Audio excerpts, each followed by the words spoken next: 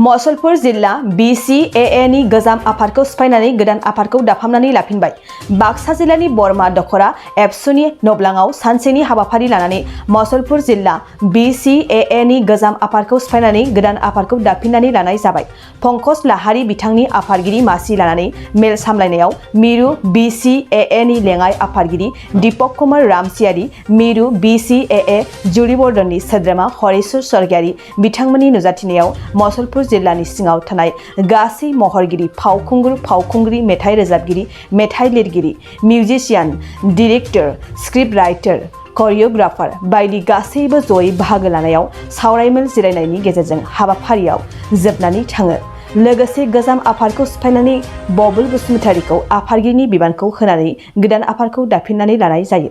आफादगिरिनि बिबानाव सायख'जाखांनायनि उनाव बिथां बसुमतारीया फैबाय थानाय समाव मसलपुर जिल्ला Bcaa खौ मोजाङै दैदेनलांनायजों लोगोसे जौगालांहोनायनि खामानि मावलांनायनि बाथ्राखौ बुंथियो। आङो मसलपुर डिस्ट्रिक्ट बिसानि नेहाथारिमोन। दिनै गोजाम आफादा सेफायजाबाय आरो सेफायजानानै गोदान आफाद दाजाबाय आरो दिनैनि बे गोदान आफाद दाजानाया खोब मोजाङै जानानै थांबाय। जों दिनै गोग्गोम मावथि जोंनि बर' फिल्म इन्डास्ट्रिनि जोंनि एरियानि मानगोनां बाबुल बसुमतारी आदाखौ जों आफादगिरि महराव मोननो हादों आरो लोगोसेनो जोंहा लेङाइनि आफादगिरि हिसाबै जोङो सिंगार जोंनि मुंदांखा सिंगार लैथोमा बसुमतारी आदा आरो जोंनि गोदानै जाखांफुनाय प्रडिउसार मेडाम कबिता रामसियारि बिथांमोनखौ जोङो लेङाइ आफादगिरि हिसाबै मोननो हादों आरो नेहाथारियाव जोंहा खोब गोजाम प्रडिउसार जोंनि मसलपुर ओनसोलनिनो सनेस्वर बर' आदा बिथांखौ जों गाहाय नेहाथारि हिसाबै मोननो हादों आरो जोंनिनो लोगो सिंगार कामेस्वर बर'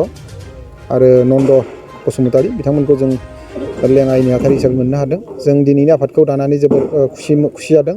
आं फैगौ समाव बिथांमोनखौ गोसो गोरबोजों हांख्रायहरो आरो हामलायनाय बावहरो। बिथांमोना मसलपुर डिस्ट्रिक्ट बिसानि जा मोनसे कमिटि बे कमिटिखौ बिथांमोना खोब गोग्गोमै सालायलांगोन होननानै आं आसा थियो आरो हामलायनाय बावहरो। मा सावरायनाय जादों? दिनै जों जेबो सावरायाखै, खालि जोंनि गोजाम आफाद सिफायनानै गोदान आफाद दानाय जायो। लोगोसे जोंनि जा वार्ड टेकिं समायखिरा लानाय हाबाफारि बेखौ जोङो फैगौ 15 मे सानडे रबिबारै जों मसलपुराव लानो थि खालामबाय दिनै आरो बे समायखिरा लानायजों लोगोसेनो गेट टुगेदार आरो गोजाम आर्टिस्टफोरखौ जों मान बावनाय हाबाफारि लादों। आंखौ दिनै मसलपुर जिल्ला बिसाननिफ्राय आफादगिरि सायख'दों। बेहाय आङो जोबोद गोजोननाय मोन्दों। मानो होनोब्ला आं आगोलनिफ्रायनो जिहेतु कालसारजों लोब्बा दङमोन, आङो बेफोरबायदि आगोलो बिबान लाफेराखैमोन। बेनो आंनि मसलपुर जिल्ला बिसानि आङो गिबि आफादगिरि हिसाबै आं सायख'जादों। खाफाल गोनां होनना सानना लादों? बेथ' खाफाल गोनांनि बाथ्रा नङा, जिहेतुके रायजोआ आंखौ मोजां मोननानै होदों नालाय आंबो गनायबाय बिथांमोनखौ आं नेवसियाखै, आं मावनो हानाय नङा होननानै। मानो होनोब्ला आङो जिखि जाया खामानिखौनो आङो दिनैसिमबो फसायफेराखै, बेखायनो आङो बिसाखौबो आङो नेग्लेक्ट खालामाखै आरो। माबायदि खामानि मावलांखो? आङो बिसानि जानानै आङो बेखौनो खामानि मावनो होनना सानदों। जिहेतुके आङो निजेनो फिल्म दिहुनो, निजेनो आङो फिल्म एक्टिं रल खालामो। बेखायनो आङो फैगौ समफोराव आङो बर' हारिनि बा सावथुन मुलुगखौ आङो मोजां खामानि मावनानै दावगालांनायाव आं हेफाजाब होगोन होननानै आङो सानदों। नोंथाङा सरखारि साख्रि नागिरदोंना? नोंथांनि थाखाय मोनसे गोजोनथाव खौरां। नोंथांनि थाखाय दं एडुकेट पइन्ट, जेराव नोंथाङा सोलोंथाइ लानायनि गेजेरजों सरखारि साख्रिनि गुबुन रोखोमनि गोब्राब आनजादफोरखौ उथ्रिसारनो हागोन आरो गावनि आथिङाव गसंथानो हागोन।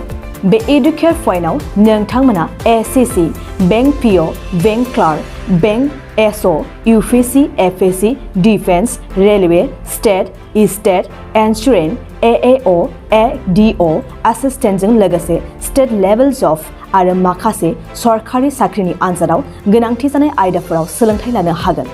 मख'नो गोनांदि बे सोलोंसालियाव साख्रिनिल' नङा, बेयाव MBA आरो सैनिक स्कुल बायदियाव एडमिसननि थाखाय एन्ट्रेन्स होनो थाखायबो सोलोंथाइ लानो हागोन।